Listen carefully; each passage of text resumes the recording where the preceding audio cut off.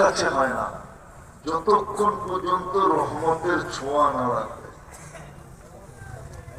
রহমতের ছোঁয়া লাগলেই মানুষ মানুষ হবে। নাইলে আদম শুমারিতে মানুষ হবে বটে, দুনিয়ার মানুষও তাকে মানুষ বলবে বটে, কিন্তু আল্লাহর কাছে মানুষ হবে না। আল্লাহ মানুষকে কোনদিন জানোয়ার বলতেন না, উলাইকা কাল আনাম বলতেন। বুঝা গেল মানুষ হিসেবে জন্ম নিলেই মানুষ হয় না। আর যতক্ষণ পর্যন্ত মানুষ না হবে, দুনিয়ার যে কোন সোসাইটিতে বাস করুক না কেন,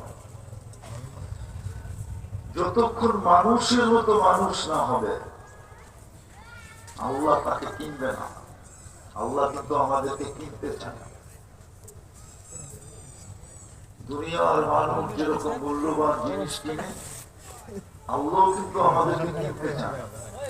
আল্লাহ কোরআনে ঘোষণা দিয়েছেন, ইন্নাল্লাহ হাশতারা। আল্লাহ বলে আমি তোমাদেরকে কিনতে চাই। প্রশ্ন যদি করি লেনদেন কি দিয়া হবে? দুনিয়ায় লেনদেন তো কাগজ দিয়া হয়। কাগজ চিনেন না? মনে হয় চিনেন না। কি দুনিয়ার সমস্ত কারেন্সি বর্তমানে কাগজ দিয়ে তৈরি হয়, কাগজ দিয়ে।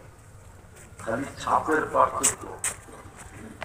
বাংলাদেশ যদি ছাপ দেয় তো টাকা হয়, আমেরিকায় ছাপ দিলে ডলার হয়, ইংল্যান্ডে ছাপ দিলে পাউন্ড হয়, ইউরোপে ছাপ দিলে ইউরো হয়। এরকম যে দেশি ছাপ দেখ, সৌদি আরবে ছাপ দিলে রিয়াল হয়, মালয়েশিয়ায় ছাপ দিলে রিঙ্গিত হয়, আর কুয়েতে ছাপ দিলে দিনার হয়। শুধু ছাপের পার্থক্য, সব কাগজ। আল্লাহকে যদি প্রশ্ন করি দুনিয়ার মানুষ লেনদেন করবে কাগজ দিয়ে, আপনি লেনদেন করবেন কি দিয়া? আল্লাহ কোরআনে ঘোষণা দিচ্ছে, আমি লেনদেন করবো জান্নাত দিয়া। জান্নাত চিনেন? জান্নাত শুধু শব্দটা জানি, ঠিক না? জান্নাতের ধারণা আছে? নাই তো। জান্নাতের ধারণা থাকলে এরকম হতো না। তাহলে মানুষ সামান্য দুনিয়ার জন্য জান দিত না। জান দিত তো দিত, শুধু জান্নাতের জন্য দিত, দুনিয়ার জন্য জান দিত না। কেন দিত না? এটাও যুক্তি দিতেছি। সমগ্র দুনিয়াটা সমগ্র সম্পদের সাথে